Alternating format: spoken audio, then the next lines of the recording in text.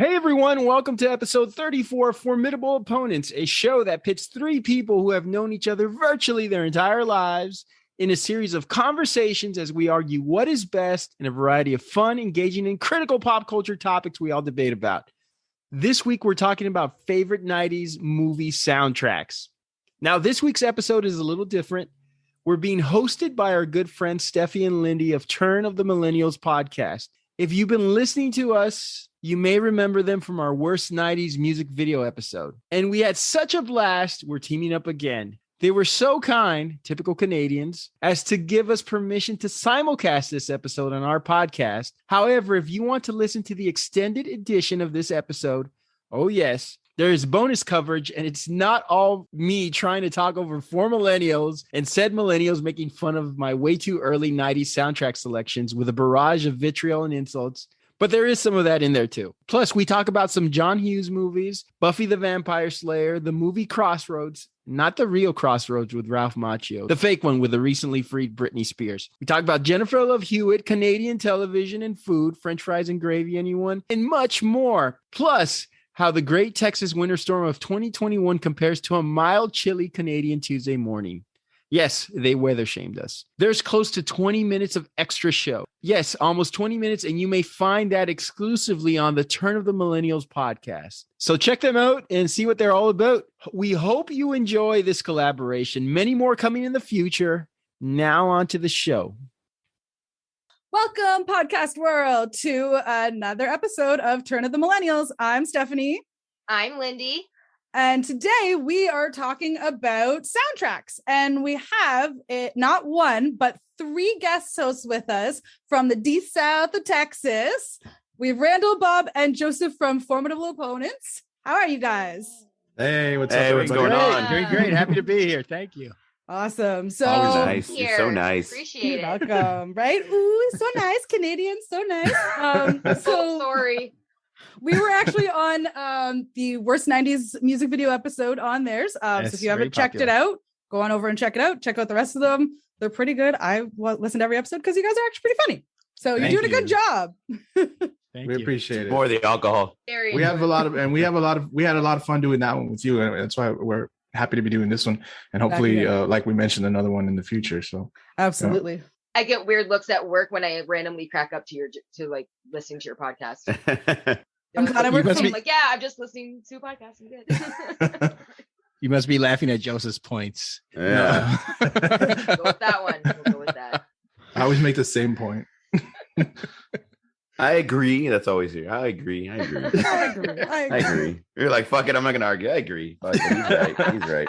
Mm-hmm. So, like we said today, we're basically talking about soundtracks, specifically kind of in the 90s, 2000s era, like everything else on our podcast. Now, basically, just a little kind of rough overview of kind of how soundtracks progressed over the years.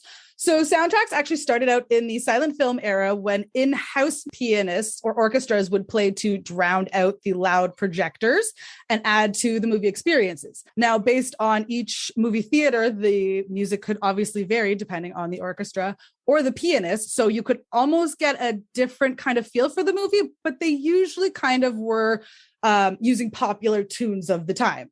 Film distributors would also send their suggestions of what kind of songs to play along with parts of the film. The first film with an original score soundtrack was King Kong. It would change movies as filmmakers got to set the pace of the films themselves instead of the in-house orchestras. So you got Jaws and Psycho, ones that really kind of, you hear that tone and you instantly know what it was from. Then the 50s and 60s changed the soundtracks. Artists actually got to make songs with lyrics referencing the movies. With the theme songs, audience could listen to them and almost feel like they could leave and feel like they owned a part of the movies after they left the cinema. The theme song was just kind of a memory they have. And as we all know, music kind of brings everybody together. So you hear the song and you just remember all of those, whether it's the part from the movie it was in or the person you were with when you saw the movie, it sparks a specific emotion. Now, and for us, we're going into the peak 90s for original songs, only found on movie soundtrack CDs. So sometimes an artist would make a song and they'd throw it on a soundtrack. But this is a peak where you saw artists creating songs specifically for soundtracks. From original scores came the compilation soundtracks, where filmmakers would license music from artists to include them in their films. Artists have also been commissioned to compile the soundtracks, a la Elton John, Phil Collins, Lion King, all of those kind of things. Tarzan. Trent Reznor does Right? that a lot now. Exactly. And that's led the way to now. Techno metal, Joseph. And then in the 2000s, we also started to see kind of a little bit more in the 90s, actually, because I have this one right here, The Simpsons Sings the Blues, where TV shows would actually start to come out with soundtracks like The OC, One Tree Hill. So you started to get so then even when you're watching your daily or your weekly shows, you could take that piece home with you and just resonate with everything. And yeah, that's basically the history of soundtracks in a nutshell. So what are some of the soundtracks that you guys kind of specifically are to your hearts or remember? Open floor, guys. Open floor. All right, I'll talk about a few of mine. I'm used to opening up our show, so I guess I'll go first. He was chomping at the bit. You see him, he was biting his lip and like. You ready to get can a I word talk in? now? Can I talk? I had my hand raised. You didn't see it. But a few points talking about some movie soundtracks. I think it has to be intentional in its cross-promotional purposes, meaning that we have to think of it as a tangential force. When we think of the movie, we immediately think of songs from the movie. I think it has to connect. It also has to propel at least a few songs to the mainstream or back onto the mainstream, because we're talking about a few songs which were popular in the 70s and the 80s and are coming back because of the 90s movie soundtrack. It should take you back to a scene, giving you that visual. And lastly, I think it has to speak and define a generation. And I guess I'll move on to my honorable mentions. One that I think the soundtrack heavily outweighed the movies. I want to hear your opinions on this, guys. Boomerang. A lot of great love songs, R&B, PM Dawn, Boys to Men. It was way better than the movie. I also had The Lion King because Elton John pretty much dominated that. The Crow with 9 Inch Nails, The Cure, Rage Against the Machine. I almost went with that selection. Pulp Fiction, just wanted to shout it out. I think it helped bring forward the non-conventional music over violent and funny scenes, but the only real 90s song was Urge Overkill's cover of Girl, You'll Be a Woman Soon, Neil Diamond. Belly, which was not a great movie, but had a great soundtrack. DMX, Jay-Z, Wu-Tang Clan, Gangstar. Trainspotting, I love the grimy rock that represented the style of that movie. And then lastly, I chose Natural Born Killers. Just a great collection and all sorts of like souvenirs from the movie that you'd watch and remember when you rewatch the scenes. What do you guys got?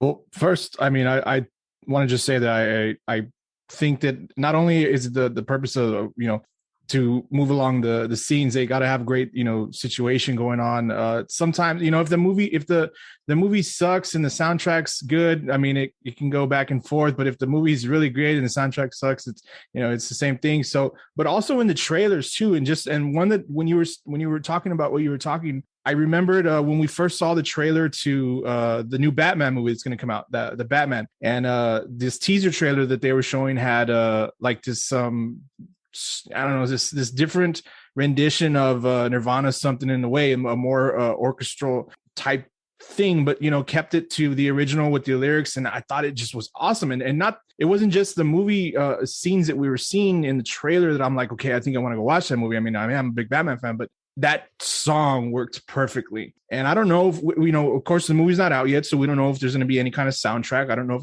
that song is even going to come out in the movie, but it was so perfect, and it just set up this awesome trailer. And this is a trailer, not even the movie. So it's to your point, like they got to work. I think they got, and if they don't, it could be a mess. Because can you think of a movie that had like a shit soundtrack? We've all everything that we. Oh yeah, there we go. Go ahead, Lindy. Go ahead, Lindy. Go ahead, Lindy. Like a kiss from a roast. Fuck, don't even talk. I was just about to mention that. Don't even mention that. So good. I don't think it's Don't quite talk shit about 90s, Seal. maybe late 80s. I can't remember what year. Watched it a couple nights ago. Maximum Overdrive. Oh yeah, Emilio Estevez. The whole thing is AC/DC. Oh yeah. Oh, that's an awesome. Who made who? Yeah, I love that. I love that song. And to your point about the trailers, there was actually, I remember for Suicide Squad, there was a trailer that had the Halsey song Castle in it. And it was just it was just showing the Harley Quinn part of it. And it made me want to see that movie so bad. I downloaded that song, Song wasn't on the soundtrack, and the movie ended up sucking, and the soundtrack was better than the movie. I like the movie. So- Shut up. I've liked the movie up until they got to that, the CGI monster and all that shit. Then Are we talking about the old one or the new one? No, The new the one. old one, the Not original the new one. one. The one. Oh, one with okay. Will The original Smith one, yeah. Oh, okay. Yeah.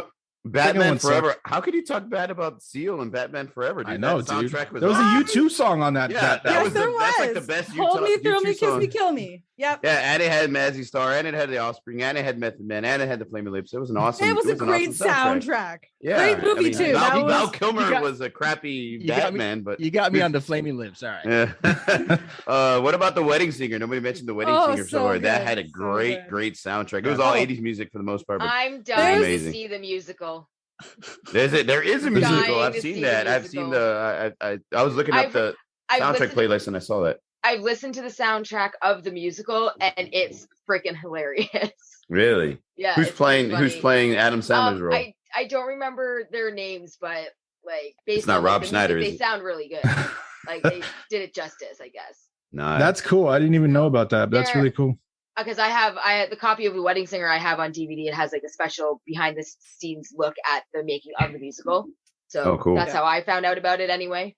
One that I want to talk about, or just I guess if this is like our honorable mention thing, I thought about some like the other day, and I was like, shit, maybe I should have went with that one. Like Last Action Hero had a pretty good soundtrack. Oh, no, yes. AC/DC. Worst That's like not- bomb more of the AC/DC. 90s. But Yeah. like I think there's a lot of good action scenes in that movie, and specifically that AC/DC song "Big Gun" I love in the beginning. I think it worked perfectly. The opening song in the beginning of the movie, I believe, was an Alice in Chains song. I think it was called "What the Hell Have I." Perfect. And I thought about Beavis and Butthead Do America. It's a pretty Yep. good soundtrack. Yes, it Yeah, was. that's a cool Yeah. soundtrack. Good. And Love and the Roller varsity. Coaster, the Chili Peppers. Yeah, Yeah. exactly. Yes, Love Roller Coaster. yes. Such an awesome song. So There's a good. good song by Ozzy. There's a bunch of good tracks on there. And I'm sorry And, I have to say it. They were going to Vegas for the sluts.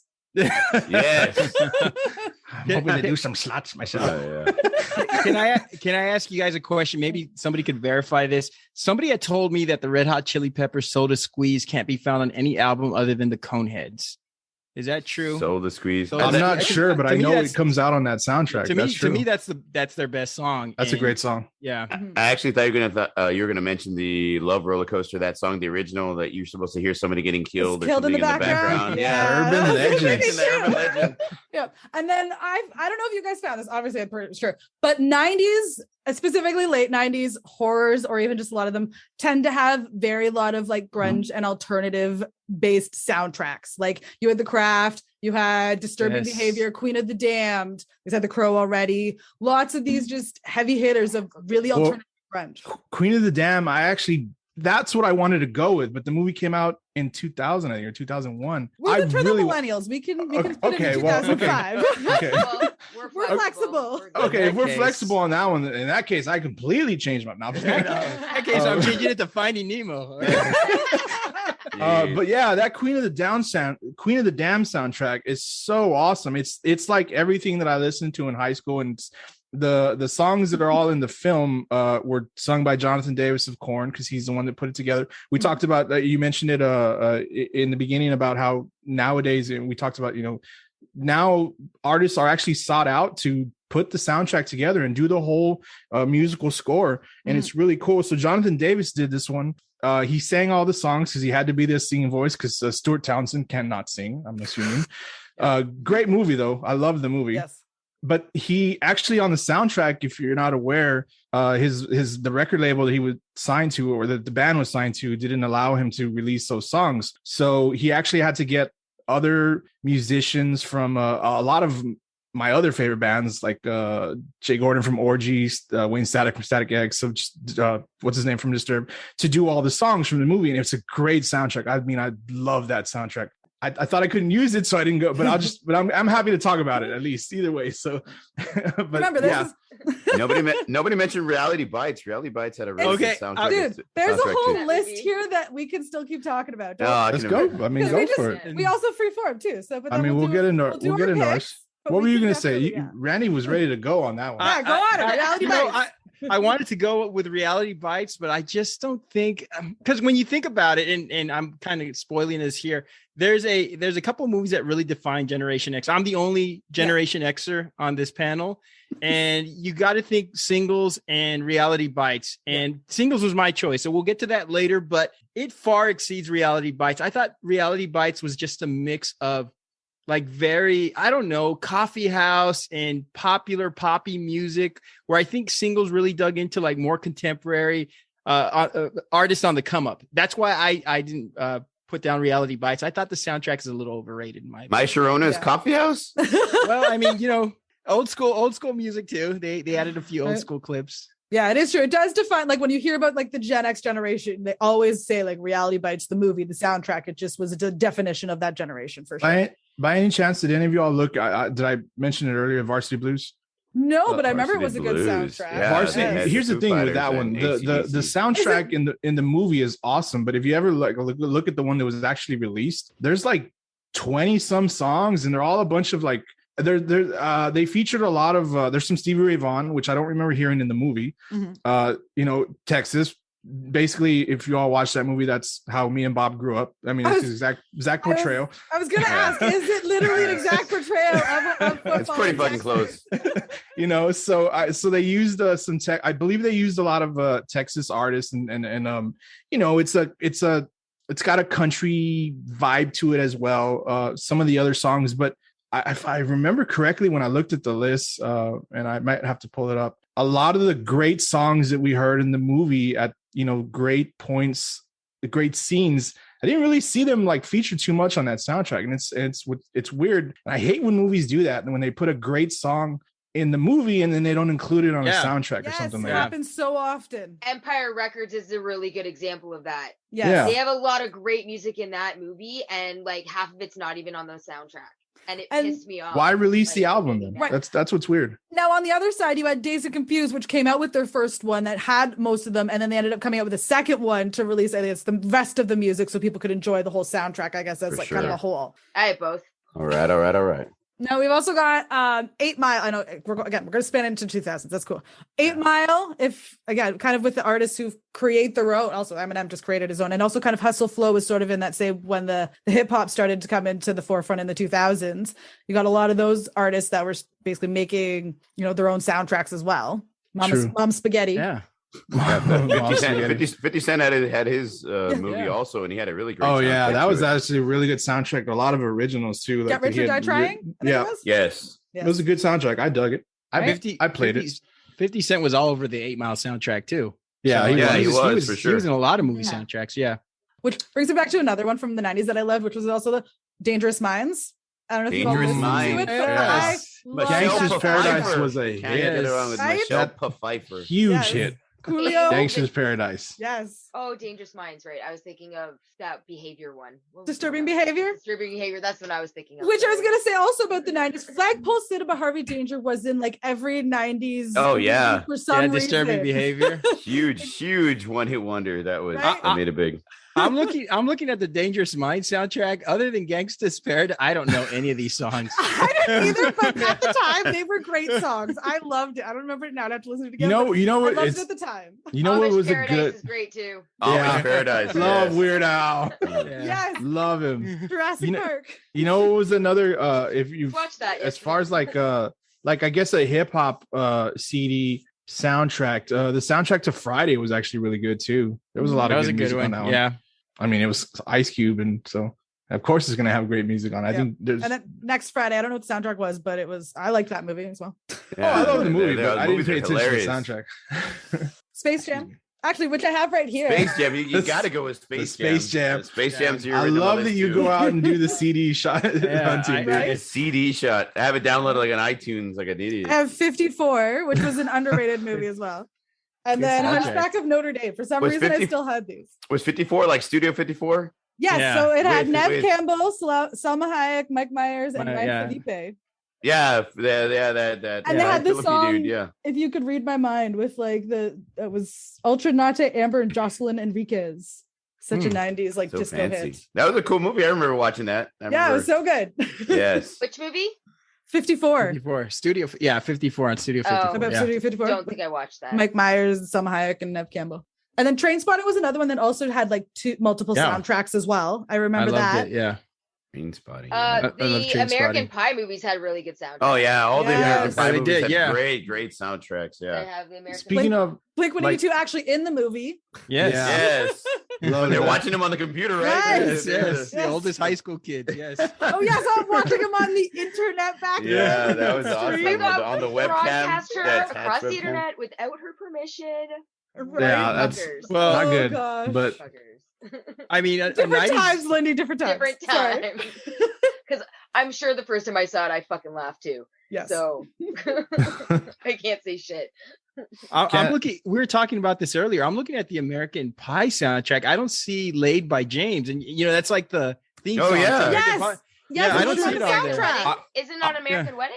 It's on. I think it's on all of them. I think that song's kind of been like the running. I know for theme. sure it's on the true. American Wedding. That's true. Yeah. It came out at the end of part 1 when I think his dad like sees him dancing for Nadia when she's away on the camera, and he walks away like Ending doing this in the credits? hallway. Yeah, I Oh, think yeah. that song comes Yeah. out at the end there. Okay. Not on the soundtrack. But I think you know what else though. But I think there was some issues on that song. I think there was like usage issues or some legal issues that It was didn't too sexual. It was too no, sexual. but Yeah. I think like it was later used in another movie, but or one of the films, one of the because like the spin-off films. But I think it was a cover. I think like a cover band did it.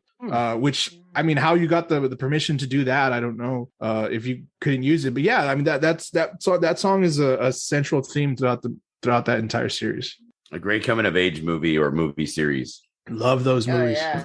Yeah, Boogie Nights came out in the 90s, right? It was a Yeah, it was 90, soundtrack. 96. Yeah, I that think, one had yeah. a fucking Sound- amazing yeah. soundtrack. Yes. Great soundtrack of Big, bright, shiny 70s star. music. But I mean, that's the thing with a cool movie. Like, okay, it doesn't matter. I mean, yeah, we're kind of like keeping it movies from the 90s and the early 2000s, the millennial type thing. But a lot of great movies had soundtracks that had like, music from prior decades, like great, awesome soundtracks put together that could be like Forrest Gump.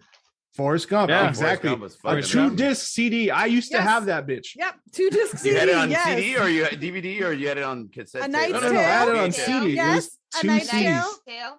A Knight's Tale. Oh, okay. I'm sorry. Can you tell me? I've never looked at that one, but obviously we know the movie is a great has a great soundtrack. Fan-fucking-tastic. Are all the songs in the movie, do they come out on the actual soundtrack CD? As far as I know, I don't recall ever hearing a song on the movie that I haven't heard on the soundtrack. I remember seeing that and a lot of people kind of being pissed that it was like, oh, it's like modern music. Right. I was like, Yeah, no, no, it's like- it's cool. It works. Because We Yeah. Will Rock You by Queen is in Yeah. it. Done by Robbie Williams But- too, also. But I think in the movie, it's not like, it's only like a really very small snippet of the song. Yeah, the And I beginning. don't even think there's dialogue. Like, I don't even think they even say lyrics to it. They do. They do. Do they? The It's been a the really whole long time since the I've watched beginning it. the beginning of the movie they sing pretty much all the way up until the I paid my dues part, pretty much all the way because they end up showing a scene where like the crowd is doing the boom. Yeah, yeah.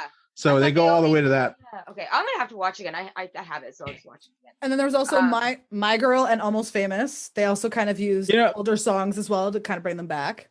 Can I ask you guys a question? Does that affect the 90s soundtrack though? Because we're talking about 90s as a decade. If a movie like Dazed and Confused, A Knight's Tale, My Girl, Forrest Gump goes back and takes movies from the 60s, does that really count as a 90s soundtrack? Because they're picking up hits from they're not introducing us to anything have a new point, or sir. within the Well, zeitgeist, you know? Here's That's the a good thing. point. Here's the thing. As me and Lindy have learned in fashion class, as with everything, it goes in cycles and everything recycles itself. Because the people who are It's winning pendulum. creators are now wanting to be nostalgia or to show their children what they did. So when we were in the 90s, if you think about it, 70s, flares, all of those things, the 70s TV shows now and then was 70s based. Like a lot of these 70s based stuff were what was big because our parents were wanting to nostalgia or show us what they were like. Now in the 2010s, 2020s, what are we seeing everywhere? We're seeing 90s coming back. We're seeing 2000s starting to come back again because our families, all of us are wanting to show our kids or we're getting nostalgic for the old stuff. Everything goes in cycles and recycles and new way. Like they recycle, but then they become new in a different way. Yeah. To piggyback on that, it's not just 90s soundtracks, it's 90s movie soundtracks. So technically, if it's a 90s movie and its soundtrack is all 70s, great 70s music, I mean, it still falls into that category of 90s movie soundtrack. Like at least for me. One of my all-time favorite movie soundtracks has to be Now and Then. It's talk about it. I fucking love this soundtrack. The Archies, knock Sugar, 3 Sugar, times on the ceiling Sugar if you was want my me. jam. Yes. Like Sugar was my fucking jam, and I don't even know where my soundtrack is. It's supposed to be in here.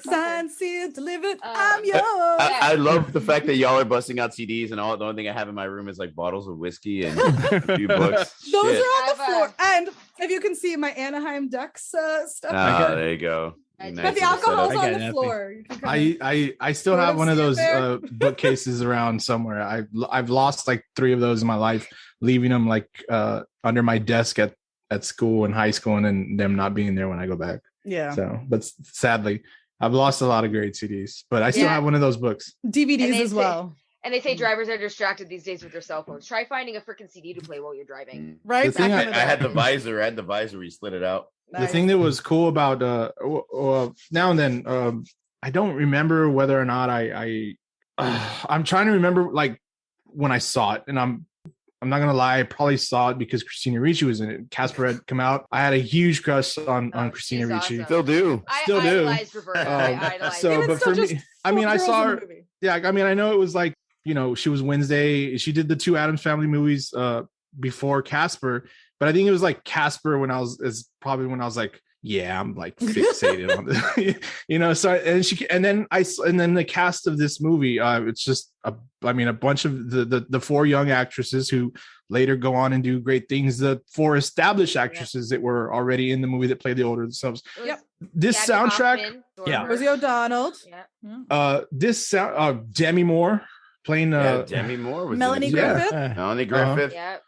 This soundtrack was a nice, cool mix of the 60s and 70s, because the movie takes place in the 70s, right? Yeah, 1970. So a summer in the 70s. This is obviously the music before, the generation before that it has an effect on the characters. So it's a great mix of 60s and 70s. If you look at the list of the songs on this one, like you mentioned, Sugar Sugar, Knock 3 Times, If I Want You Back. I mean, everybody loves Little Michael.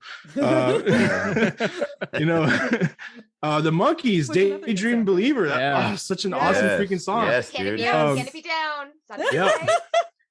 This is you can do like this is like a straight up Time Life, you know, the Time Life collections, the sounds of the 60s and sounds of the 70s, you know? Or if you wanted to put them together, it's a great mix of both of them. This is something that you'll see on late night advertising TV, you know, and then they'll run through the list of the songs. But yeah, shipping and handling, and you get another one for free.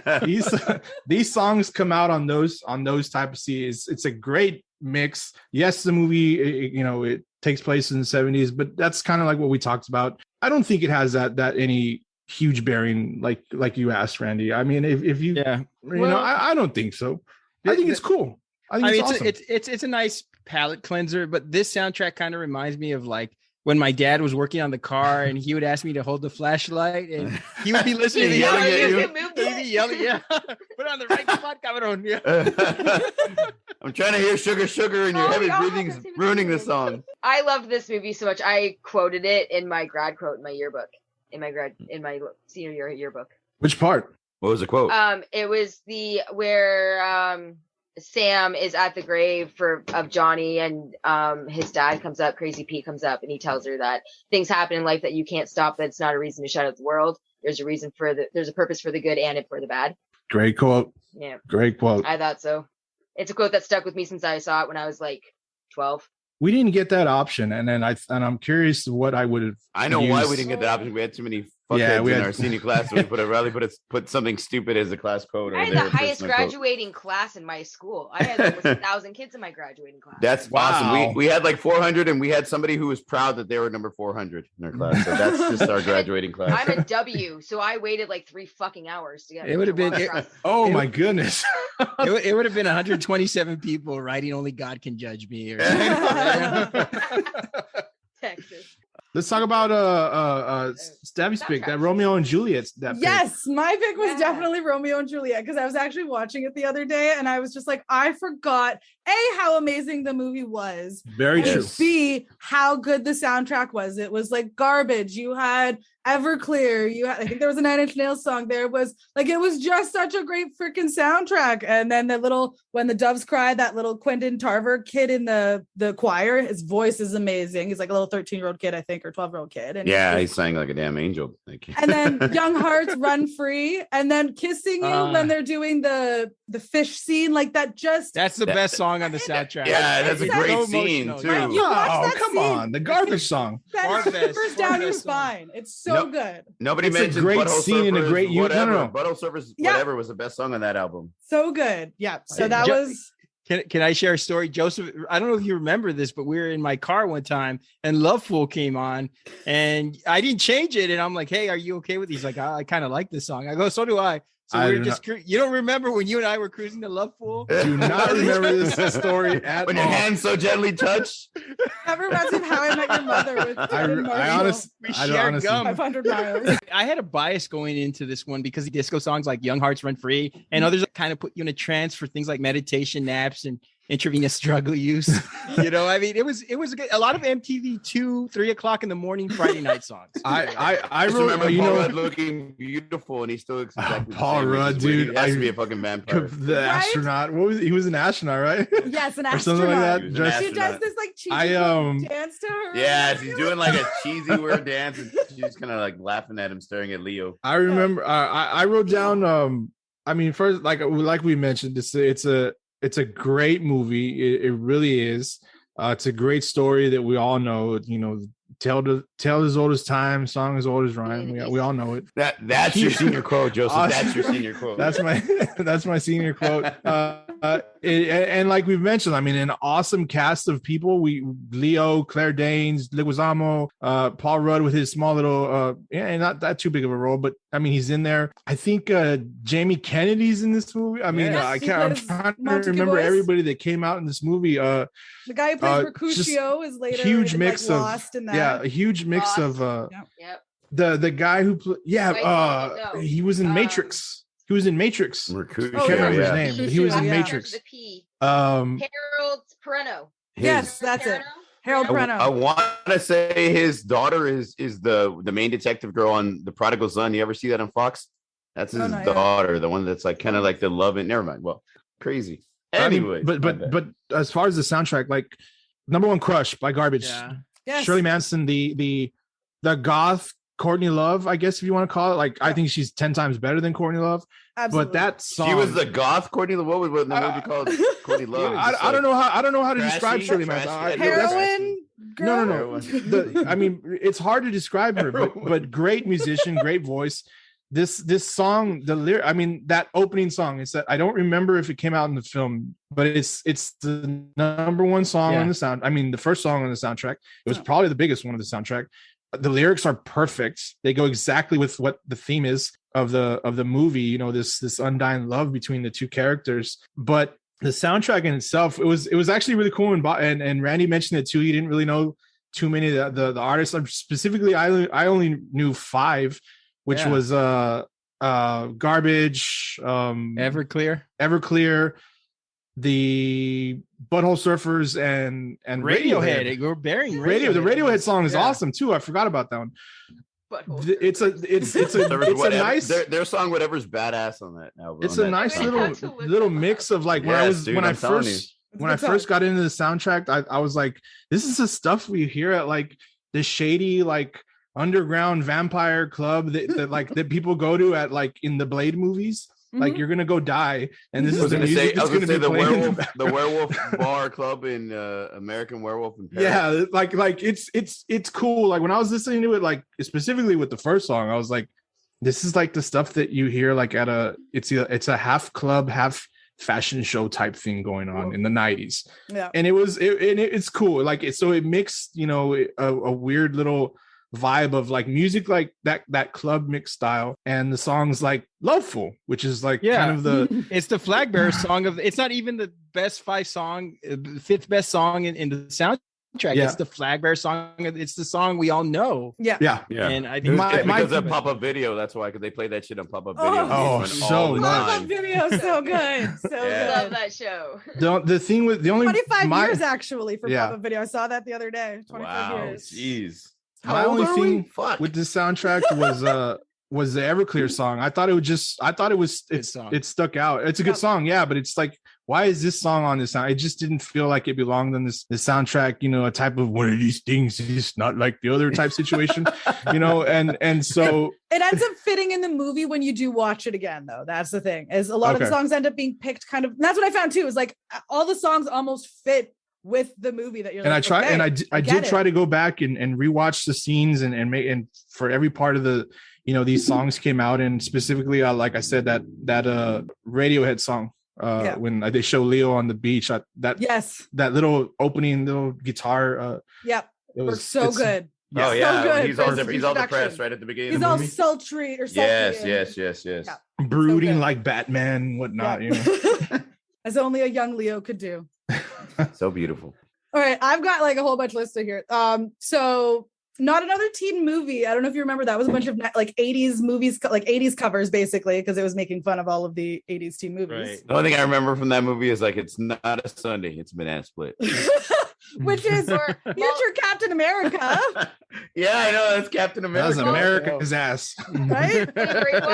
Molly Ringwald calling out his ass at the airport. Yes. Yeah. He's a fucking liar. There's a good soundtrack. Did you Freddie Prinze Jr.? Yep. Yeah. There was Messed I Melt With You. Like it was definitely a lot of 80s like remakes from like kind of punk rock, I feel like. Yeah. And then Will Smith soundtrack. Actually did. I noticed when I was going through quite a few. So we had Wild Wild West, we had Men in Black, and he had The Nightmare on My Street.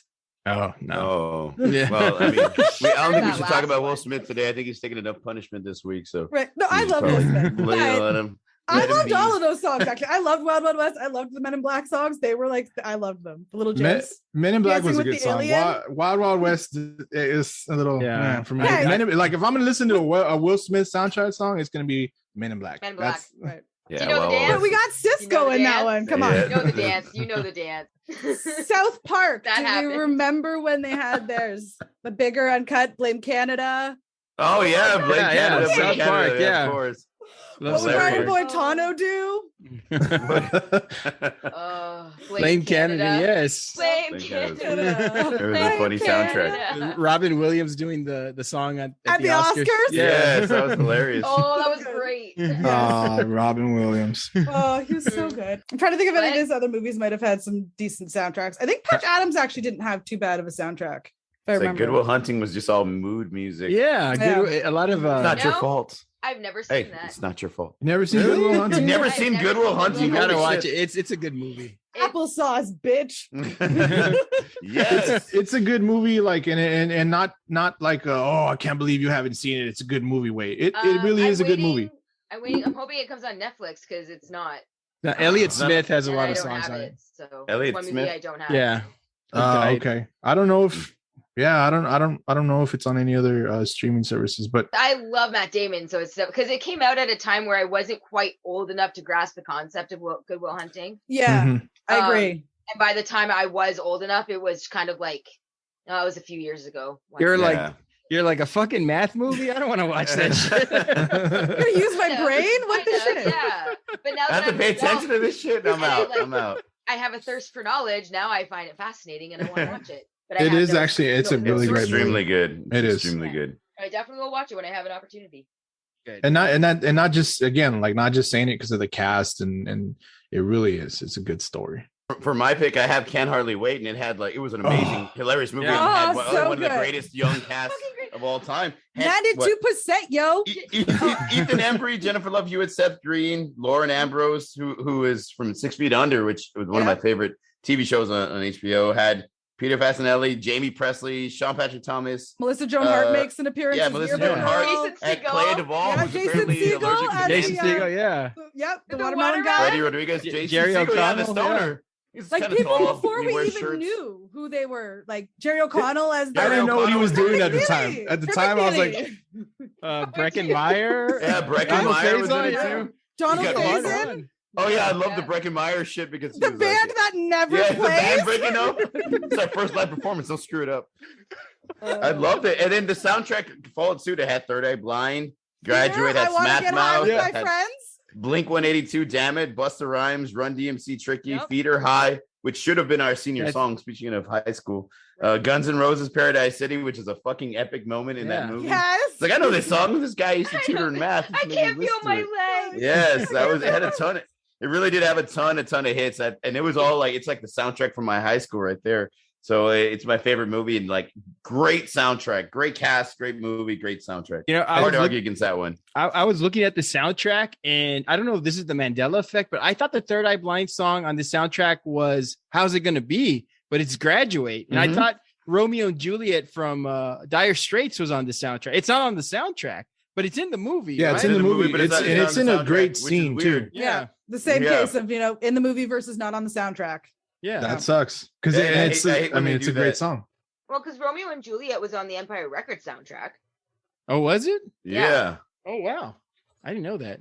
But there was That's a few songs in that one. The thing I like about when I think about this movie and I think about this soundtrack, this is more of the movie and soundtrack for like no offense, Randy, the four of us other than Randy, because no, it was. I'm just kidding. No, I know you do, but like this is like this movie came out. Oh hell yeah, I do too. Yeah, she was our Leo. She's closer to my age than she is to yours. I really don't give a shit. She's a cougar. What was cool about this soundtrack is it was like the nice little like this was the later 90s into the 2000s, so we had a lot of the like like the Third Eye Blind, the Blink 182, and the Busta Rhymes. We started Rhymes, that Night Riders soundtrack, that little turn up, fired up. Yeah. When they introduced Kenny, like I thought that was awesome. Seth Green's character. I think all the songs fit perfectly in the movie, like where they were. It made the scene better. And of course, the Guns N' Roses. And you call Barry Manilow. Yes, I love that. Oh, you tell him how you feel. Hey, Scott Jenna Elfman came and fucked it all up. Yeah, God damn it, Jenna Elfman. She ruined the fucking movie. She's like, this is what we have to look forward to in our future, right? Damn stripper angels. What was the foreign exchange student kid? Would you like to touch? I love that because he's like Preston's giving him his whole spiel, his whole speech. He's like, what do you think? I am a sex machine. I love that part. That's he's sitting with his feet in the jacuzzi. This is a real great sound. This is a soundtrack that you can like. I think is like I think burn CDs were a thing at the time. Of this movie. So this is kind of like the mix that we make. Joseph, I appreciate all the burn CDs you made. Yeah, this is the mix that we make for the parties. It has everything that this is the song. This the stuff that we put on at our what was it like 99, so our freshman party, if we had one or something like that. This was I think the only thing off of this, because Randy, it's a 90s movie, yes, but like we had like the songs like it didn't come out in the soundtrack, like you mentioned, Romeo and Juliet. What is it? What was that? It was Dire Straits. Dire Straits. Great song, but we got Tricky. It's Tricky, which was Randy, did Tricky come out in the 90s? Yeah, or the 80s. 80s. So I think 87. So well, of course, but it fit the scene because Seth Green's like trying to figure out how to have sex in the restroom while he's by himself, like preparing. He looks like he's auditioning for Soul Train, right? He's standing in the mirror. I think the rap songs are like the type of rap songs a guy who drives like a lime green Jeep with a visor would blast. I'm not crazy about the rap songs on this soundtrack. Dude, and Busta Rhymes, Turn It Up, Fired Up was badass. So good. So good. I got something to say though. I got something to say about this one. Where this soundtrack suffers, as much as we love it, goes back to to what we've talked about. Great songs in a movie that didn't come out on the soundtrack. Where is 6 Feet Under? Why isn't it on the soundtrack? The pivotal scene with Jennifer Love Hewitt where she walks in, it's like a huge scene when Jennifer Love Hewitt walks into the party. Oh yes, So when they pause and they give her a little, everything pauses. They do her whole bio exactly. But the whole party stops, and it's a great song. Nobody cares about the song, Joe. So we're staring at Jennifer Love Hewitt. Don't move until she's done. Yeah, the song. I am too, but like. It's a great song. Why isn't it on the soundtrack? I mean, there must have been some like legal issues or something. I don't know. Well, that's exactly it. Sometimes it's some of the licensing problems for like putting it onto the soundtrack versus having it in the movie. Or is it also sometimes in the movie you have a case of ask for forgiveness, not for permission in a movie, versus on the soundtrack you kind of actually have to have a license. Yeah. Or maybe they're like, look, maybe they come back and they're like, well, look, we let you use it in the movie. Like, you're not gonna make more money off of us. Yeah, exactly.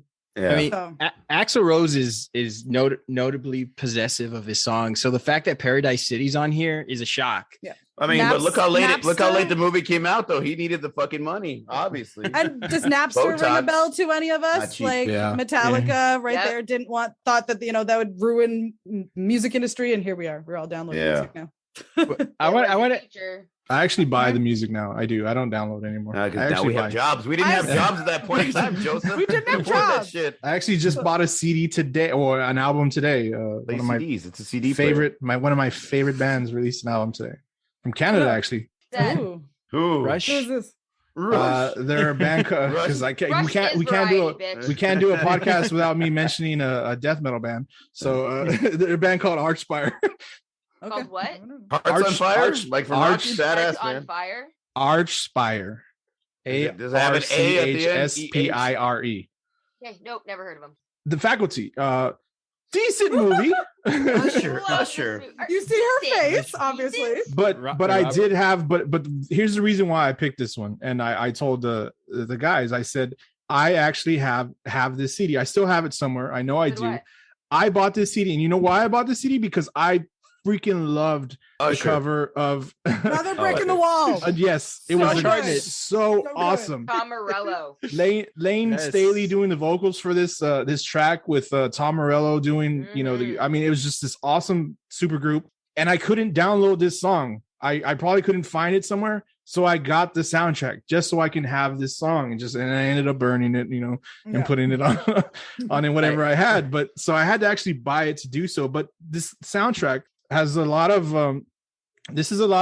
what is this like we're getting into the not grunge but the more alternative, I guess. Kind of don't say grunge and then you're like, oh, Creed was on the album too. It's like late 90s, early 2000s, so it's kind of grunge moving toward more alternative. So what do we I actually liked it. The only one I'm not too cool on was the Helpless by D-Generation, which I know I've heard this in other movies. I like that song. You like Shawn Mullins? I like a song for a song. I don't give a shit about the artist. I like a song for the song. Well, that's true. And Soul Asylum sang "School's Out," which is okay. That's all right. And here's what that's Alice Cooper. That's kind of what I wanted to ask you guys about this soundtrack. Is that we see some covers. I'm 18 by Creed. Soul Asylum. I'm not ashamed to say I love that song. Obviously Another Brick in the Wall.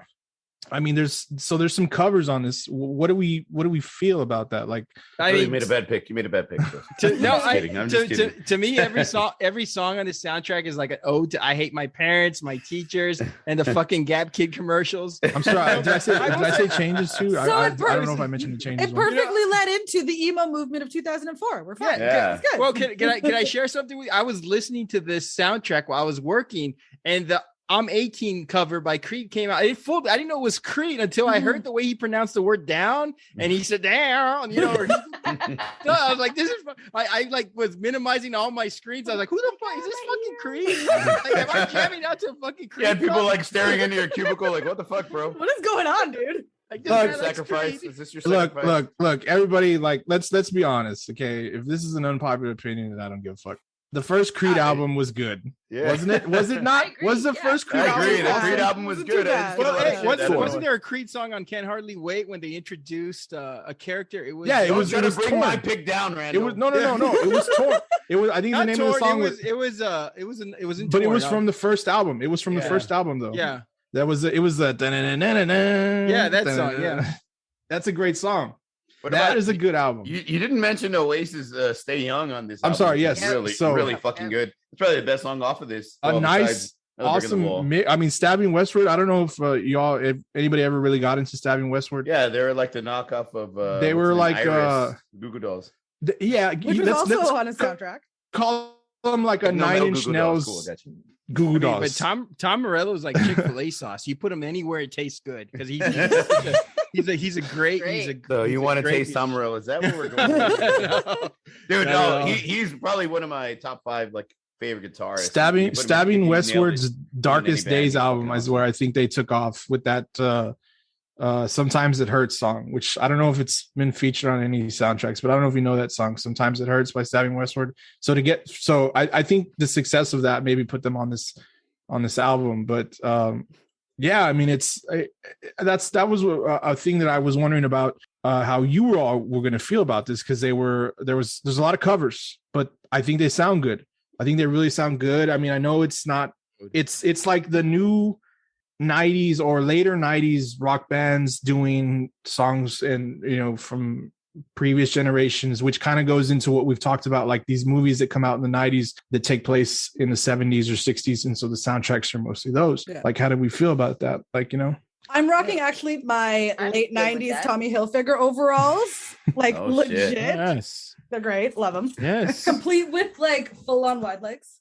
Yes. Legit. Definitely 90s. They're coming back. 90s. They're coming back. Found them at a thrift store, and I was like, I know those are legit. I'm picking that shit up before these other kids get them. That's hilarious. I found some pictures from us from high school, and like all our shirts are like we're in like structure, or like t-shirts that like form fitting, and then our jeans are fucking baggy. It looks hilarious with like the Doc Marten boots. Yeah, and I was actually watching when I was watching The Faculty again, actually during the Halloween season and everything in the movie, and then I looked back through my old planners, was Tommy Hilfiger. They were advertising for Tommy Hilfiger at the time as well. Great cast, by the way. Which I learned actually, Josh Hartnett was filming this and H2O at the exact same time. I heard you all talking about him, and he was everywhere at the time. Yeah. I loved him in Pearl Harbor. What about you? Great fucking soundtrack. Yeah. Remember, Steph, when I lost it, when DJ Casey stole it and I didn't have it, he gave it back to me like 9 years fucking later. Yeah. What about you? How about you, Lindy? I know you had talked about this one as well. What were you? Yeah. I just really liked the music of it because growing up, like I was a teeny bopper, like pure fucking teeny bopper, Hanson, NSYNC, Moffat's, Britney, like just fucking 100%.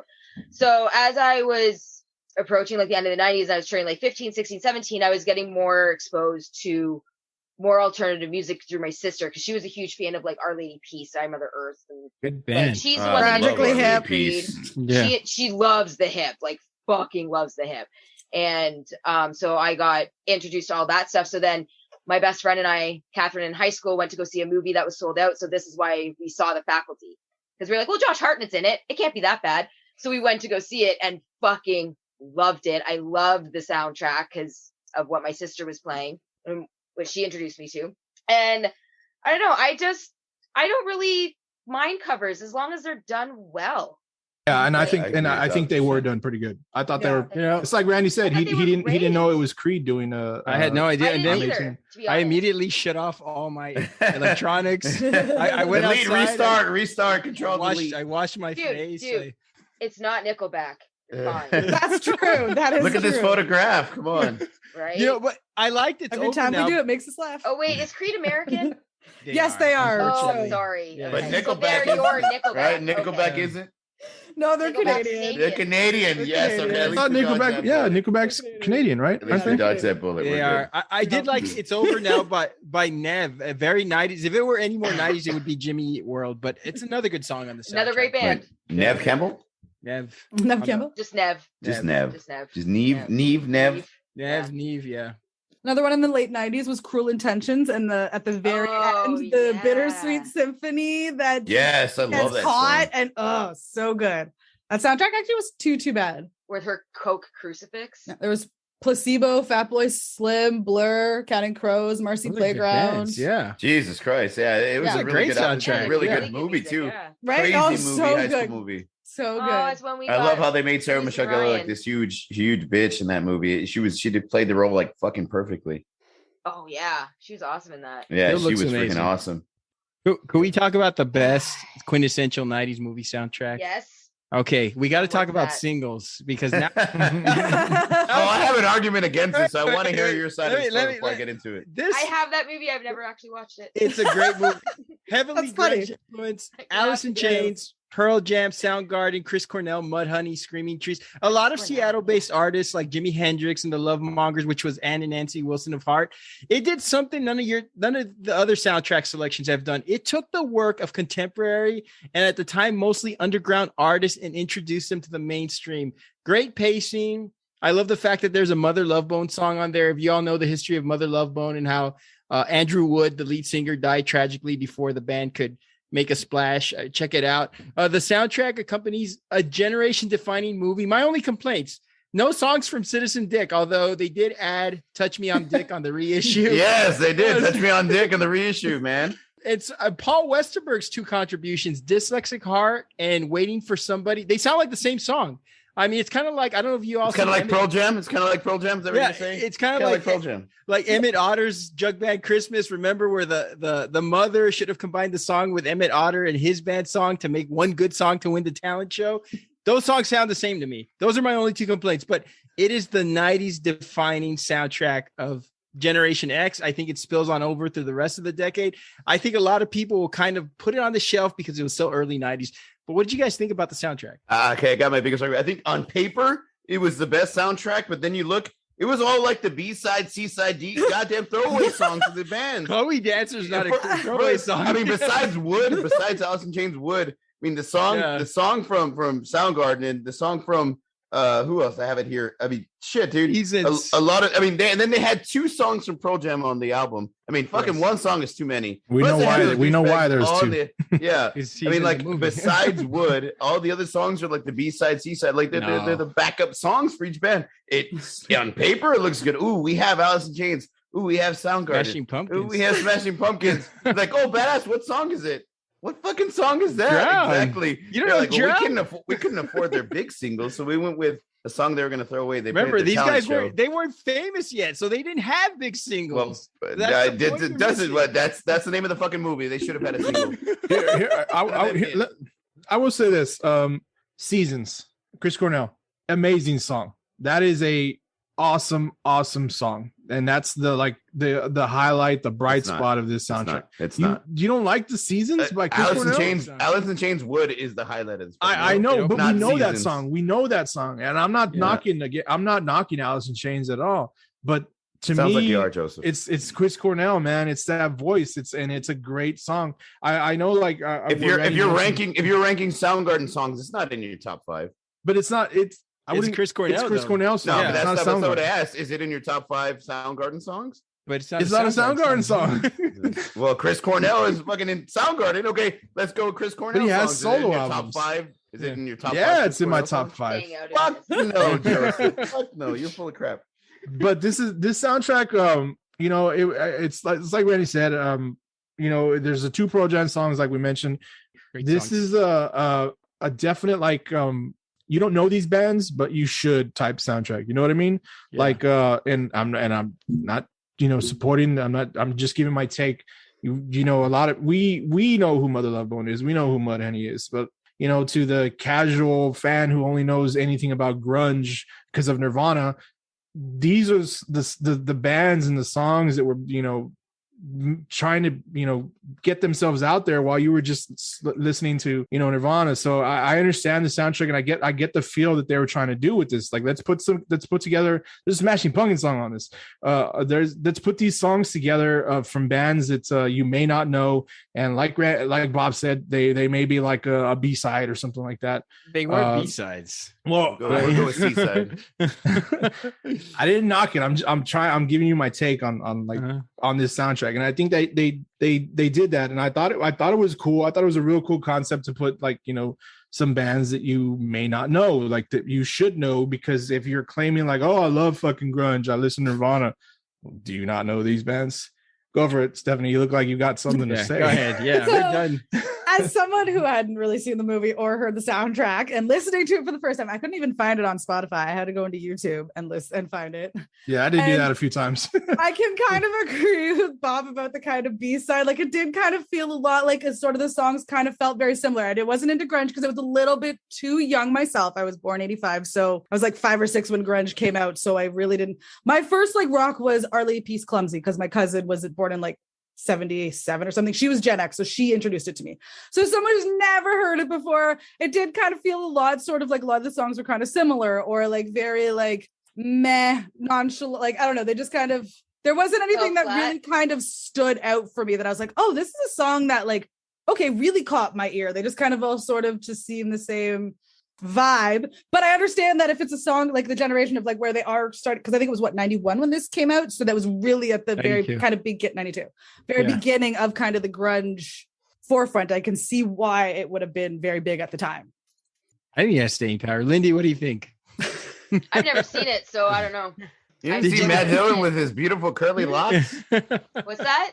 Matt Dillon, right? Matt Dillon? Yeah, Matt Dillon. Well, it came out in 92. I was 9. So, sorry. I think I was the same age. No, shit, I was 7. Looking at some more of these like movies that came out, and a lot of them didn't put like together any real soundtracks. But like, okay, so 10 Things I Hate About You came out in the 90s, right? Yeah. I was like 99. I'm looking at it because I was looking at movies to talk about aside from the pick, the honorable mention type things.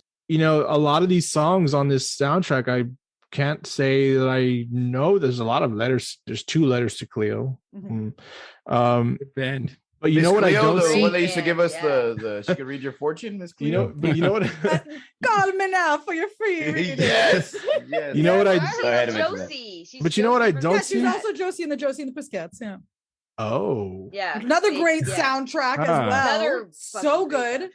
What I don't see on the 10 Things I Hate About You soundtrack is that song that we talked about in another pod. We did Semisonic. Yeah, the Semisonic song. Yeah, it's on there. Oh, there it is. I'm sorry. I see it now. Yeah. Pretty Young Things. PYT, Pretty Young Thing. No, FNT. No, FNT. FNT. That's it. I knew it was letters. That's a good song. There's there's a lot of late 90s also came out too. Sister Hazel. Clueless, yep. There's also like Drive Me Crazy and like Never Been Kissed, which are another kind of those like teen poppy movies and kind of popular basically soundtracks. Any teen movie that came out in the late 90s, early 2000s. Save the Last Dance. I think a lot of didn't see that one. I think like we had a lot of Step Up. Yeah. We were able to talk about like these movies and these great movies. I think, but like what you mentioned, like it only got better. Like, like I talked about how I loved the Queen of the Damned soundtrack, which came out in the earlier 2000s. So I think do you think like we were just hitting the beginning of a good soundtrack? But we don't see that a lot nowadays, right? There's not really a lot of soundtracks released. I feel like 90s, 2000s kind of became like the 2000, like maybe mid 2000s when streaming almost came out was sort of when the soundtracks maybe sort of not died off, but you didn't see as great of awesome ones as anymore. And I don't know if that was because of wanted to keep licensings more tight with the intro to streaming or something. Maybe, I don't know, but yeah. I know y'all talked about Freddy versus Jason. That movie came out in the early 2000s? 2003. That had a soundtrack as well. The big power outage. It was supposed to come out. You guys might not have remembered it, but there was like all a huge of Southern Ontario and most of like northern U.S. New York, a bunch Michigan, of those were all of it was out. Was that what happened in Men in Black? Was that the power outage of 90? Sure, we'll go with that. Right? Yeah, that's the one. It was the day. It was we had special tickets to go see that movie, and it was supposed to come out that day, and we had to reschedule because obviously there was no power. To me, another great soundtrack that I was into because of the the music but 2003. I mean, it had like Hatebreed and Chimera and Seven Dust. To me, Stone Sour, I know those. Lamb of God. These are all like I know those. These are all like this is a great soundtrack that I'm looking at now. Like Typo Negative in Flames, Seether. This is Slipknot. I mean, I think they got better. Like that just when like you mentioned the licensing and like, hey, there's money to be made on licensing your music for a movie and then putting that soundtrack together. So they just got better. They did. What movie was that soundtrack from? This is Freddy versus Jason. Oh, is it? Oh, well, I watched that movie like 4 days ago. I think there's a huge recency bias because I think in the late 90s and early 2000s when we had the internet and Napster and everything, people started seeing real money in having these because that's when you got like all these like compilation CDs coming out like now Time Life magazine. Yes, and all this stuff. And I think with soundtracks, we started viewing them the same. I think a lot of bands said this is how we're going to sort of make our bones by getting on these movie soundtracks. And so you had a lot of like bands on the come up getting on these soundtracks. And that's why I think the late 90s, early 2000s, I think there's more of a euphoric recall, because in the early 90s, 80s, we had a lot of established bands making soundtracks. In the late 90s, early 2000s, we had a lot of new bands on the come up saying, okay, we have this great single. Can we put it in this movie and get recognized and sort of parlay that? We could get it on we could get it on the internet. We could get it on Napster. We could get it downloaded. We could get it on Apple Music and all this stuff. So there was more money to be made once the internet came to be. True. Definitely. What are your thoughts on scores for soundtracks? I love scores. We talked about it in horror movies. If you have a great score, I mean, shit, it makes the movie, it makes the scene a lot of the times too. Yeah. Like exactly. my favorite score, like, and again, shame me if you will, I don't care, is Speed. That the good score. Do like that. It still gives me goosebumps whenever I watch it as they're like about to approach the gap in the highway. And no, it's got to be Psycho. It's got to be Psycho. There's a movie called Psycho. The Fountain. I don't know if it came out in 2006. It's got a pretty good score, like, but it all sounds like I don't know. I can get into like this really like weird, like depressing cello type stuff, and so this is what that soundtrack is. To your point, no way. To your point, Joseph. Trent Reznor scoring the Social Network. That's actually great. Yes, I've listened to that one, and it's actually really good. Yeah, it's pretty good. It's a great score. So is Dances with Wolves, just to throw it out there. Tatanka. What the fuck? You just love, you're in love with Bryan Adams and Kevin Costner. That's what it is. I was just going to say Robin Hood, Prince of Thieves. Yeah. It's a great score. A good one, yeah. Wasn't Titanic not a score as well, Star except Wars. for My Heart Will Go On? Wasn't the rest of the soundtrack scored? That song, they couldn't afford any others. They had to go with the score. Right? They didn't trick her into singing that, Steph. They tricked her into singing that. If you're gonna go 90s, if you're gonna go 90s score, not a full-on trick, just a moderate trick. If you're gonna what she did is she actually came in to go and do a sample of it, and then because she just did what you hear on that actual cut is the first and only take she did of that song. So she wasn't acting. She just did it so well that they were like, okay, you need. She is the greatest singer in the world. I mean, 90s score. Danny Elfman like owns that avenue because he's got everything Tim Burton. Everything. Oh yeah. Christmas, dude. you know. And that's because I'm not a big fan of Danny also recently the guy who did Interstellar. Like, I don't know if you've ever listened to what's his name. Is it not Hans Zimmer? Hans Zimmer. Hans Zimmer. Yeah. He's been doing some good stuff. He did stuff in the 90s too. Much music. No, Moses Neimer.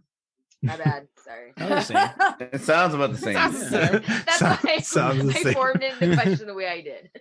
Wasn't sure. Yeah, there's a. He did Rain Man, Lion King, Preacher's Wife, Prince of Egypt, which was a good soundtrack as well. Mariah Carey and Whitney Houston, Gladiator, Thin Red Line, Sherlock Holmes, Inception, Interstellar, Dunkirk. Yeah, he's got quite the resume here. Dunkirk was a badass movie. Speaking of Mariah Carey, she should be coming out of her cave sometime soon, right? Yes. She's flying right now. Yes.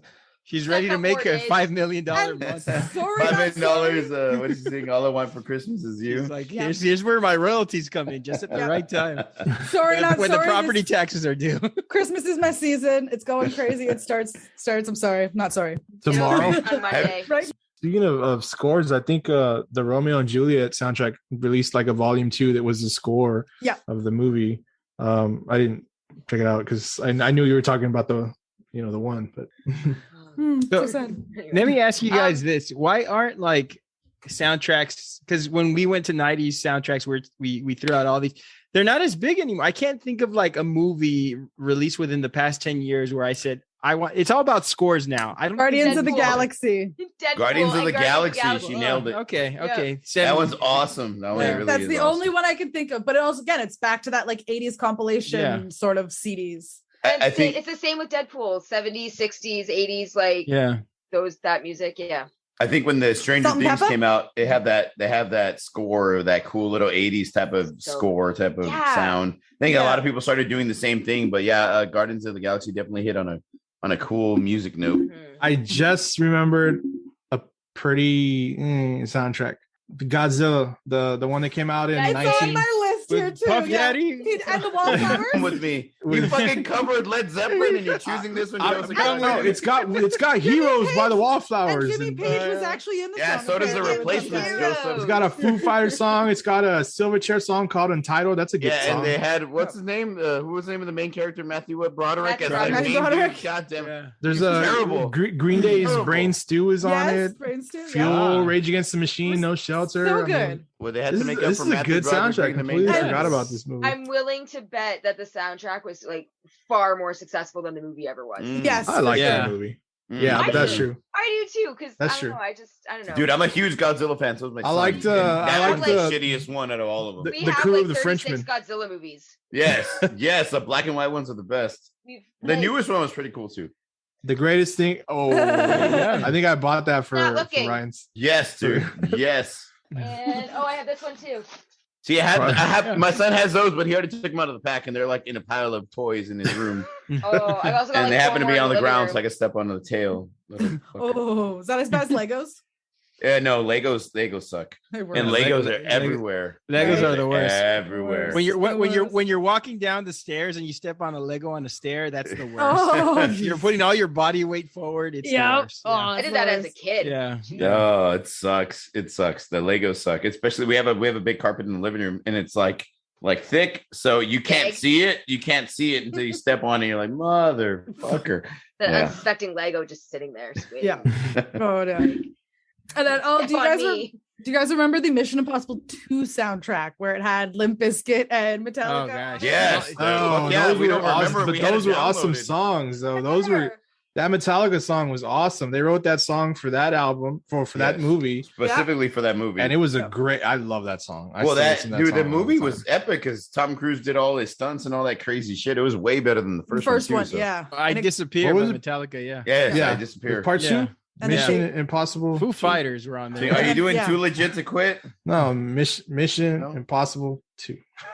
Or was it part 2 or part 3? I don't know. Fuck It it. was Yeah. part two. It was part two. Right? Rob Zombie was on there. Yeah. Yeah, it was Rob another Zombie. Great one. The Airhead soundtrack. The Airhead Yes. soundtrack. I didn't even mention the The Airhead Lone soundtrack. Rangers. The You can't be Lone alone. There's two Rangers. of you. You're not exactly alone. Not exactly Johnny doing alone. out on a Tuesday night. Fucking Adam Sandler, Steve Buscemi, and fucking Brendan Fraser. Brendan Fraser. Yes. Yes. The treasure that is Yeah. Brendan Fraser now. So good. God, that was a good one. What Yeah. was the question? What was the trick question they asked him? That's Who's my more Van powerful, Halen. Lemmy or God? Oh. Lemmy. No, Lemmy is God. Lemmy is God. Fucking Wrong answer, hilarious, dude. asshole. I love Adam Also- Sandler doing the robot when he's there. Yeah.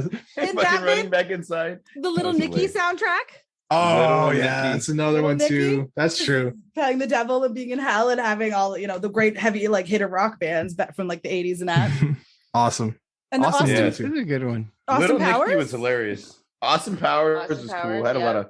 lot of old American Woman and a bunch of old classic rock songs. Yeah, Madonna was Madonna, on there. Beyonce, and then the Ming T, which was like Mike Myers' Oh, yeah. band. Okay, for- let me just say this: Beyonce, okay, she's fine with me. I'm okay, whatever. But that she wasn't very good in Foxy Goldfinger. Cleopatra. Yeah, She wasn't that good. was like yeah. it wasn't very good. It wasn't very good. I think who's the original one?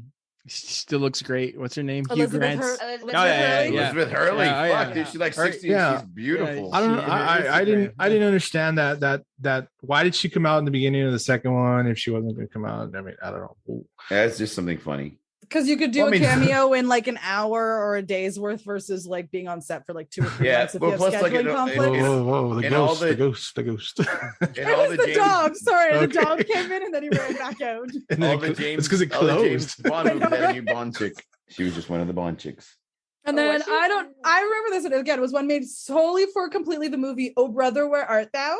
Oh yeah, yeah. Soggy Bottom Boys and Talking about yeah. With And it George was Clooney? considered a Yes. musical? Yeah. Yeah. Yes, okay, I know what you're talking about. Yeah, it was Would kind that of a movie movie be musical. considered a musical? I don't know. Would it? No, I don't think so. I think it's a. I mean, because they were guys who were singing. I don't As a think it's a group. musical. So they're a fucking barbershop quartet or what? Yeah. Right? So I don't Okay. It's like a semi-musical. Were they Right. blowing in jugs? know. Yeah, There's I that- think so. you know what, there's that- Weren't there's they? Weren't they? No, No. There's some actually really good songs off of that soundtrack. Yeah. There's where that guy's playing I can't remember the name of the song, but he's playing it like in front of the campfire. I think it's like it's Hard Time. Hard time killing floor blues. Yeah, that is a great so song. Yeah. Such an awesome We're talking song. about Three Amigos, right? Like California Moon keeps shining. Is that what we're talking about right here? Hard time killing floor blues. That's a great song. I didn't know any of these songs other than I Am a Man of Constant Sorrow, which they sang like 7 times in the movie. And it played so much. It actually became released at the time, so they played it so much on like Much Music and that. Yeah. Oh my God, I couldn't leave Much Music on because it was on like maybe once an hour or Much More Music or something. Like, Much More Music. Yeah. Another one that was on all the time was Coyote Ugly, Can't Fight the Moonlight, on Much More Music as well, all the time. Yeah, Coyote Ugly was cool. Which Coyote Leanne Ugly. Rimes did a lot of the songs for that one, or all the ones that the girl sang. So she was another artist that was kind of contracted for it. You know what was another good soundtrack to me? Movie came out in 2006, I believe. The Black Snake Moan soundtrack. I don't know if you ever saw that movie. It's an interesting movie. But the soundtrack is awesome. It's because Christina Ricci's in it. Yes, exactly. That's why I saw it. She was in it. It's Christina Black Snake Moan and Samuel L. Jackson. Don't think I've seen that. The Black Keys are on it. Yeah. Mm-hmm. Actually, Samuel L. Jackson sings like 2 or 3 songs. Really? And no. Sorry, continue. Just Like a Bird Without a Feather. That was a great song. It's a song that he sings in the movie, and it comes out on the soundtrack. That would also be a great senior quote. It's actually an awesome scene. He's like pissed drunk. He used to be a musician, and he goes home. He's drunk. He's thinking about his ex-wife that left him or something for his brother, I think. And he gets the guitar and starts playing this song called Just Like a Bird Without a Feather, and he sings it and he plays it in the film, and it was awesome. And he passes out. Sorry. Great. But that was another one that too. That blues. I love like those movies that like to have that blues soundtrack. That really awesome. Oh yeah, dude. You know, I'm from Texas. So. I'm looking at the top 4 highest grossing movie soundtracks right now. Titanic's number 4. I knew they were going to be on that shit. Dirty Dancing's number 3. Okay. Guess what the top 2 are? Do you know what the top 2 highest grossing? The Bodyguard. Bodyguard's number 1, and number 2. The Bodyguard. Yes, number 2 is Saturday Night Fever. Okay. Oh, all right. That would make sense. Hey, you know what? I probably would have. Everybody looks good in a white suit, dude. Probably would have guessed Grease too. You good, Lindy? Yeah. Travolta. I should be good. Grease 2, the worst one. No, Reproduction. Also, I love reproduction. Oh, okay. I was like Grease 2 with Michelle Pfeiffer. Pfeiffer again. You've never seen that Key and Peele skit where they're like, let's both talking tonight about the best Batman villain, and they're like the Catwoman with Michelle Pfeiffer. That is Rex Manning.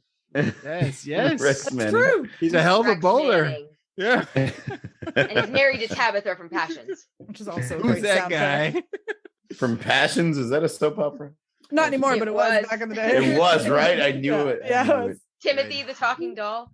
Now, I'm not sure about the whole entire soundtrack, but a couple songs that kind of just came, like one song that came up was Teenage Dirtbag by Wheatus, which is on the Loser soundtrack, which is kind of an underrated movie. Yeah. And then the Charlie's Angels. Sorvino. Yeah, you had Independent Women, which was on the Charlie's Angels 2 soundtrack, which was a great song.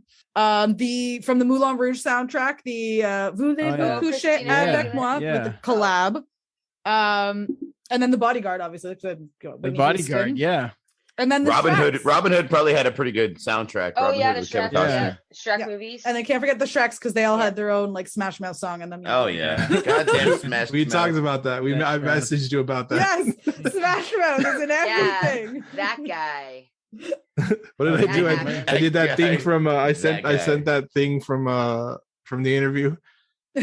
Same, different. But still same. They're all for all the Smash Mouth songs that come out in soundtracks. Can't get enough of you from Can't Hardly Wait. And you got the I'm a Believer, Mystery Men. They had one on there as well. All Star was on Mystery Men was a pretty cool fucking movie. I remember that. Pee Wee Herman came out in that one too. Paul Rubens. Paul Rubens, yeah. So I actually was going down. So we had like Adam's Family. Speaking of the Halloween, Adam's Family. They had the Adams Group with the MC Hammer, the Crypt Jam with Tales from the Crypt, and then the Ninja Rap, which was from Teenage Mutant Ninja Turtles by Vanilla Ice. Ninja Rap was awesome. So we definitely like in the early '90s had a big like kind of hip hop with these kind of movies. Yeah, it definitely was. Well, after Vanilla Ice did I Love You, like in our last pod, shit, he had to do it. Do it, Bob. Do the part. Do the part. I love you. There it is. We did that. Oh shit. That stupid video. so I haven't funny. watched it since then because of that. Throwback. So bad. Those of you out there, if you don't know what that is, go back and check out our worst 90s music video. Worst 90s music video. We talked about that one. And do yourself a favor, don't watch Vanilla Ice's I Love You. Don't do it. End of the list, but we do have our Millennial Jeopardy as well. Okay, let's do it. Let's do it. Okay. All right. So has to be answered in the form of a question because Lindy screwed up on this last time. Okay. Yes, I did. Okay. So question 1. I don't know if you're gonna do like a ding ding. I don't know. How do we buzz your it? hand up. Do we raise our hand? Hand I up. guess we'll do the You hand go- up. You And go then pop, pop, Steph pop. can judge. Steph can judge, I guess. Bop, bop, bop. Yeah, Yeah, you there you gotta go. put it on. Yeah. So number 1, and I'm hoping to see everyone fast enough. So this song, written by a Tennessee native, was supposed to be covered by Elvis, but he would own the half of the rights, and we may never have had this Whitney Houston ballad. Bob. All right. Fuck no. Dolly Parton. Is it Dolly Parton? What's the song? Yes. You have to answer correctly, bro. And in the form of a question, actually. So technically, the next one would be Randall. Who Go is ahead, Dolly Rand. Parton? No, that's not it's a song. I'm gonna raise my Song. hand. Who again. is, what is I Will Always Love You? No. You get passed up. You get passed up. Lindy. Go for it, Lindy. What is I Will Always Love You? All right, there we go. What? How was I wrong? You said the artist. You were supposed to say But the it name was of the the song. song. Okay. You So, need the yeah. song. We fucked up. I Listen. had it. I said Dolly Parton. I had it. Okay, so next one. Hold on. Originally written in 1987 as an embarrassing experiment and later recorded in 1995, this song was the second but biggest single on this soundtrack behind Hold Me, Throw Me, Kiss Me, Kill Me. Lindy? What is Batman Forever? Yes. Okay. See, I had it. I didn't know if you were talking about the song or said- the album. Yeah. Dude, that's U2's best song, by the way. It is. And I guess, No, yeah, when I was reading no. through about that song, he's like, he didn't even want to record. He was like, it was a song I did. Like, I wrote it back in like the 80s and it was just an embarrassing experiment and then eventually recorded it later. Randy wants to hear the Ross and Rachel song. What is that? With or without you? With or without you. Yeah, With or one of the without. favorites. Yes. Yes. Lower your hand, Bob. I always think of that scene I when I will hear not. that song. I'm ahead of the game. How do you lower your hand? Okay. I don't know. I think it just goes away. Shorthand. Lower Okay, hand. gotcha. I got So it. we got 2 more questions. So while recording her Certified Diamond soundtrack ballad, this Canadian chanteuse was in a horrible mood and kept thinking, sing the song, then get the heck out of here. She already got it. Lindy? It was Celine Dion. It was Celine Dion. I'm glad I didn't answer that question correctly. Getty Lee from Rush. Okay, and then the last one. I don't know how anyone knows. Okay, so U2 and Celine Dion were some She's of got to the lower her early... hand. There we go. Yeah, okay. Yeah. So U2 and Celine Dion were some of the early contenders to sing this rock ballad from the highest grossing movie of 1998. Ooh, U2 and who? Celine Dion. Oh. Highest Repeat the grossing question. movie. Repeat the question. So U2 and Celine Dion were some of the early contenders to sing this rock ballad Joseph from the Googling, you fucking highest cheater. grossing movie of 1998. I can see the reflection in your glasses. Yeah, you can see the Google. He's trying to look away. He's trying to look away and Google. Tip your head Use your down. phone.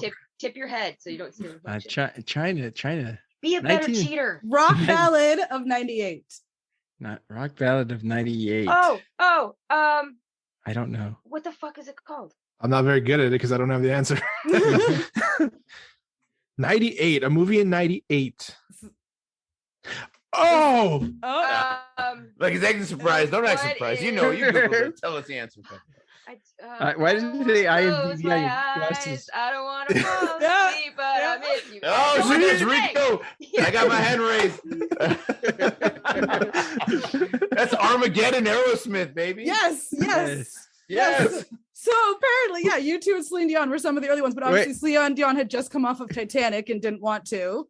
Really? And yeah. So wow, that would not have worked. right. That We is, I wouldn't don't have want to had- miss a thing. And then One of- obviously, One of my once best the- friends sang that to his girlfriend while I slept over at his house. It was very awkward. That would be. He was really singing it to him. He just pretended he was on the phone. I was pretending I was asleep just in case. Just in case. Oh, I don't Lord. think that song wouldn't have worked. No. And then obviously, when Liv Tyler Yeah. was cast in it, they asked, if Steven Tyler Who- would who- eventually do it. Who wrote it? Do you know? Yeah, it was Carol. What's her name? Baskins? No, not Carol Baskins. Fucking Carol. That Did you bitch see Carol the- Baskin. Have you guys Have you seen seen the the trailer preview? for part 2? Yeah, dude, what the hell? The trailer. Tiger 2 Part 2. Yes. I keep telling Joseph to watch it. He hasn't watched it yet. Lindsay, go watch it after this too. The only good thing that came out of 2020 was fucking Carol Baskins. Have one of you guys not seen Tiger King? Joseph. I told him. I've been telling him. Fucking Carol Baskin. Fucking Carol Baskin. It was Fucking do it. Diane Fucking Warren, by the way. Diane Warren? Okay. Diane Warren. Yeah. Not that bitch Carol Baskin. Not that bitch Carol Baskin. Joseph, how do you know what? This is totally good. I'm never gonna finesse. It was that bitch Diane Warren. Wow, that's actually, you know what? That's a real cool piece of music history. I didn't know that, and that song, I don't think that would have worked. I don't hear it. I can't hear. And this is because she's the greatest singer in the world. And U2 was up. U2 was up for it too. You said, yeah, that's what I was saying. Bono would have stretched the shit out of that. No, he would have. He'd have been like he does his leather pants. Yeah. Yeah. It had okay. I can see that. Yeah. So they got Liv Tyler and of course have Steven Tyler do it with Aerosmith. It was a beautiful song, beautiful music video. Right. Mm-hmm. All right. So I think that's almost most of our soundtracks, unless you guys have any kind of final notes on soundtracks or any last ones you might have forgotten. I think they're just like the last era of like legal burning CDs, because I mean I don't know anybody that burns CDs anymore. I don't. We all have our playlists on Spotify or Amazon or whatever it be that you do.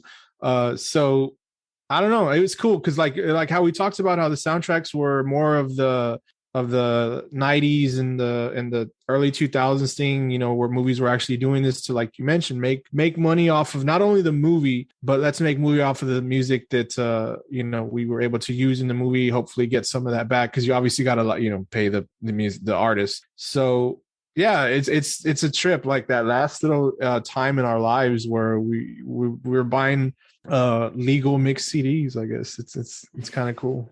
I like the transition, but like seeing all the scary movies recently, because it's October, all the scores and the original like horror movies were amazing, and they like fit the movies perfectly. And I think as it evolved, I think it became real commercial, like you said, Joe. So like, we'll make money off the fucking soundtrack as well as a movie, and we can get all these popular bands and kind of bring in their singles and all that good stuff. But I love the scores from the old Alfred Hitchcock movies, the Psycho movies, the Vincent Price movies. I think they fit those movies perfectly. I feel like you almost appreciate them a little bit more now, watching them, going back to the movies. For sure. Like, wow, okay, these really do fit. Like at the time you're like, okay, yeah, these are cool soundtracks. But now you're like, okay, this person really chose well and did like really good with like choosing this to fit with the movies and things. Yeah, I agree. Real quick, is there a song that you heard like on a soundtrack from a band or somebody that they weren't like big or huge, and then afterwards they, because maybe of that appearance in the movie or whatnot, they blew up? Yeah, it was Berserker and Clerks. Yeah. Hush by Kula Shake. No, I can't think of any. Like there's a like the I don't know if you ever seen that movie, Something's Gotta Give, with Jack Nicholson and Something's Gotta Give. Helen Hunt. Helen Hunt. No. Yeah, Helen Hunt. No. Like, I'm sorry. No, the one with I didn't see anything. Just for tits. Yeah, it was Diane Keaton. Diane Keaton. Yeah. Diane Keaton. I love that movie. Something's Gotta Give. Awesome, dude. No, that's not Something's Gotta Give. No, that one's what's the name of that movie? Regardless of that movie, but I remember that movie came out. As Good As It Gets. Well, I think that is something. That is something. That's Something's Gotta Give. As Good As It Gets is the one with Helen Hunt. Yeah. Okay. So Something's Gotta Give. I remember watching, when you watch that movie, Sunday Morning by Maroon 5 comes out in a scene. This is before anybody even knew that fucking song. Maroon 5 hadn't even put that out as a single. They did Breathe, Harder to Breathe before anything else. And that song comes out in that movie. And that's it's cool. It's interesting. I mean, they ended up being, Maroon 5, the huge band that they were. But that song, they didn't really have a following. Nobody knew who they were. So it was kind of cool. I remember when I saw it, because I saw the movie again and I saw what time it came out. And it was like, this is way before this song got released as a single. It's kind of crazy.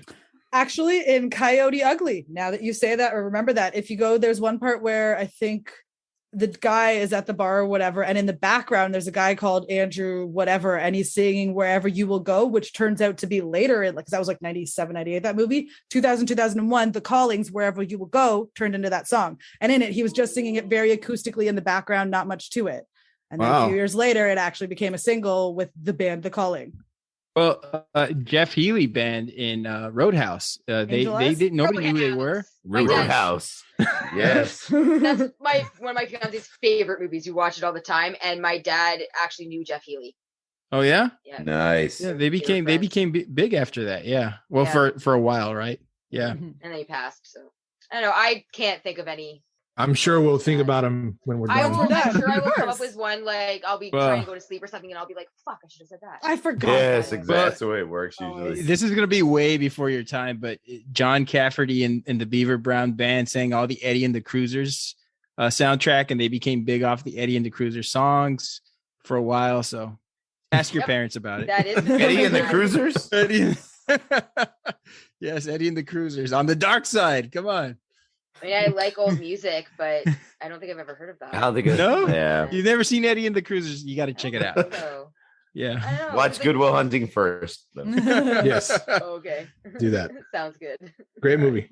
I think on that, yeah. So yeah, that's basically our turned out to be more than 90s episode, but just soundtracks of the millennium, I guess. Kind of more so what we kind of touched on. Plus Eddie and the Cruisers. Yes. Eddie and the fucking Cruiser. God damn it. I'm just gonna think of Loveful, a romantic episode in a car, and then Eddie and the Cruisers. Well, thank you so much, guys, for spending your time with us. Our pleasure. Yes. Thanks for joining us again. This is so fun. I'm sure we'll do it again. I know you boys said you liked Britney Spears, so we want to do a Crossroads episode, maybe. 20th anniversary is coming up. Only if it's Bone Thugs and Harmony, not Machos, Crossroads. Which that music video, one of my favorites of the 90s. So good. Awesome song. Yes. Hell yeah. Yeah. Well, thank you again, guys. We had a lot of fun. Yes, we enjoy it. And if you guys haven't checked them out, Formidable Opponents podcast, I believe you can find them basically anywhere. I find you guys on Spotify. Yeah. Do it, Randall. Yeah, I'm on Spotify. Yeah, Give you can check out our do it, Randall. cool It's all you. artwork on Spotify. Check us out on Spotify, Apple. Please rate us, review us, check us out. We're on Facebook, Instagram, Twitter. It's not Facebook, it's Meta now, sir. Meta now. No. We're on Meta. Peace. It worked for Ron Artest, right? Sorry, Mark. It's going to be Facebook. And if for some reason you haven't checked out our worst 90s music video with these ladies, go do so. It was a lot of fun. That's the reason why we're doing this again. I guess that's our show. Thanks again, guys, for joining us this week. You can find us on all of the socials, Instagram, Facebook, Turn of the Millennials Pod. Find us on Spotify, Amazon, Apple Podcasts, all of those fun places wherever you find it. And you can just find us on our website at millennialspod.com. You can listen to our website there. And my sister has actually started doing some blog posts. So check them out and, head to our website. We got fun stuff going on. And anything you guys need to final say? No, we had a great time. Had a great time. Please listen to us. We'll make sure to promote you guys too. Listen to them. Yes, they're hilarious. Listen to us. Thank you. Yes. Thank you. It's the alcohol. It's alcohol. Yes. Always a lot of fun. So much fun. So much fun with you all. We love doing Thanks, guys. this. We had fun with you guys as well. Thanks so again. much. Awesome. And we will see you later, podcast. Y'all have a good one. Bye. That's our show, everyone. We'd like to thank Turn of the Millennials podcast for hosting us. Please follow them on Instagram and listen to their show on your favorite podcast platform. We'll have some more collaborations with them in the future, so look out for that. Remember, if you'd like to listen to bonus content of this week's episode, you may only find that exclusively on Turn of the Millennials podcast. Next week, we'll be back with an all-new episode of Formidable Opponents. Follow us on Twitter, Instagram, and Facebook for updates on what we will be covering next week. Don't forget to rate and rank us on Apple Podcasts and tell your friends to listen. For Bob, Joseph, Lindy, and Steffi, this is Randall. We'll see y'all next week.